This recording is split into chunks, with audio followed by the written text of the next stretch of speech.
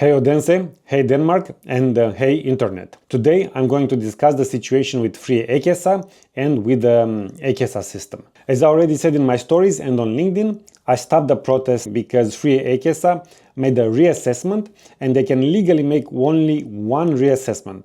After this, they cannot make a new reassessment anymore, so there's no practical point in continuing the protest. One of the objectives of the protest was to push Frie A-kasse to reassess the case faster, because legally they are allowed to have 4 weeks to do it. They did it in 1 week from the initial assessment, and I think it was done so quickly because I made the protest. So, because of it, I consider the protest being successful in moving the case forward. Now, because I have the reassessment, I can and I will escalate the situation to the Danish Center for Complaints about Unemployment Insurance, or CKA. In their assessment, Frie A-kasse increased the amount of Dagpenge from around 1,250 Danish krona to around 3,300 Danish krona. So in this video I will speak about why the calculation is so low and what arguments and rules were applied that eliminated a lot of my income from the calculation,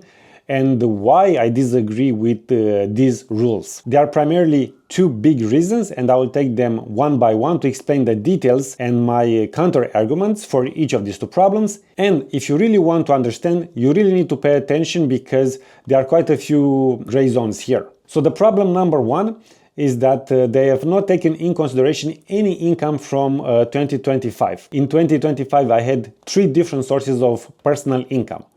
One was salary from my company. The second one was SVU, which is a subsidy salary because I took some Danish courses. And 3 is some personal income from Volt, where I worked part-time as a Volt courier. Now I'm gonna take them one by one. Why they have not taken in consideration the salary from my company?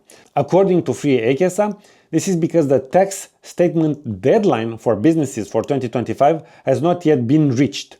So the deadline is in July 2026, so they consider that any potential profit or salary from my company in 2025 cannot be included in the calculation of my Dagpenge. However, I closed my company in January 2026 and my business tax assessment for the company for 2025 has been done and reported, because you cannot close a limited liability company in Denmark without it. Another point here is the fact that the income from my company was paid as a salary and not dividends, so it doesn't depend in any way on the business tax assessment because the salary is a cost for the business, but a personal salary for me. The salary is registered with the Danish authorities. So for this reason, I really don't understand why they cannot take in consideration the salary from my company in 2025. Now, the SVU. SVU is a subsidy salary which you can apply for and take it when you study some specific Danish courses. So being a salary subsidy, I think it should be taken in consideration, but the Frie A-kasse thinks SVU is not eligible for the calculation. The last income from 2025,